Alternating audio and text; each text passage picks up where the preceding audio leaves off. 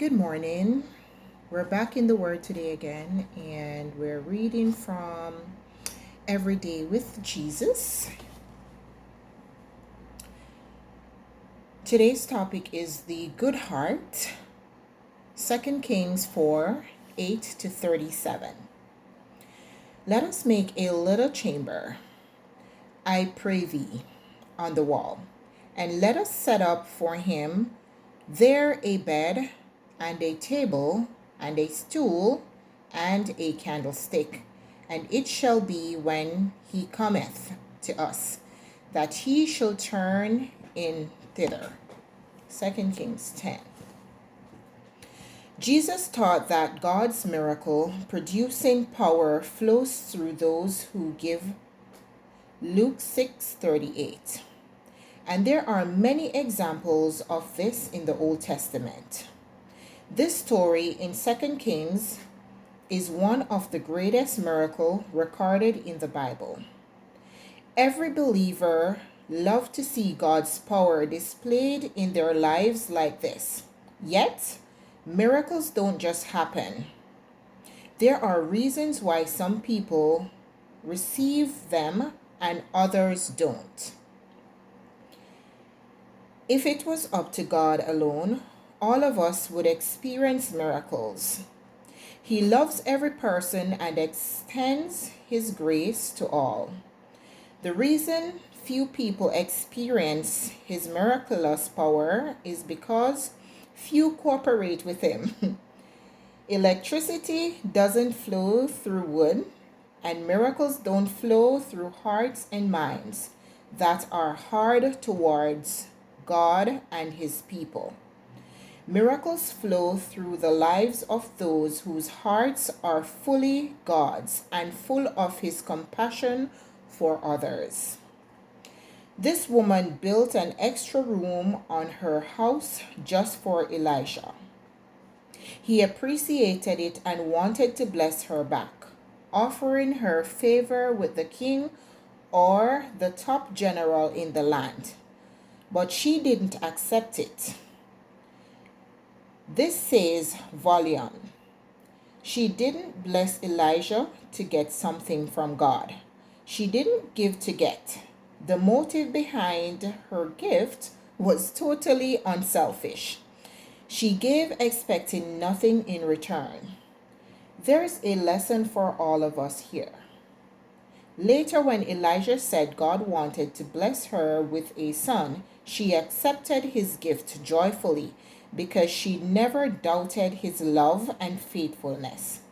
She had a heart that Jesus called good soil, and her good heart brought forth good fruit in her life. How is your heart today? Let me ask again. How is your heart today? Are you doing a good job for your employer? Do you go out of your way to help friends? Are you kind to those who don't treat you well? God is watching. And what you give will come back to you in the miracles you need. So basically, what I'm getting a lot of nuggets from this passage. However, setting time aside for God is critical to our growth, and setting time for God is you actually pouring into your own life. It's not about you setting time for God for him to give you something in return. But how the miracles of God work is that when we give to him selflessly, he give back to us, he said, tenfolds. So what are you willing to sacrifice? Are you willing to sacrifice your time? Are you willing to sacrifice a seed? Are you willing to sacrifice helping someone who is really in need of your time? It could be just a listening ear. It could be just a word of encouragement. So today, we want to just put self aside and ask God to give us that grace that we need to spend the time we really need to spend with him, so we can grow in love, we can grow in faith, and we can grow in favor. And not only that, having the word of God embedded on our heart is a critical thing, especially in this time and age that we're living in.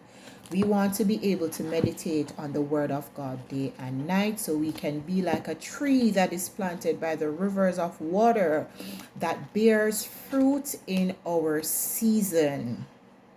Our leaves will not prosper, but whatever we do, we will prosper, because we're feasting on the word of God. We're setting up an altar in our homes where we meet with him on a daily basis. We're setting up an altar in our heart where God will reside, because when he resides in our heart, we actually don't have worry, we don't have fear, because those things cannot consume us when we're feasting on the word of God, right? There is nothing called stress, so for us to implant these words into our lives, we do that when we do not have the word of God to replace the word stress and worry. All right, so may today be a blessed day for you. I pray that God will cover you and your family. Thank you for sharing this word or this time with me. God bless you and have a wonderful day.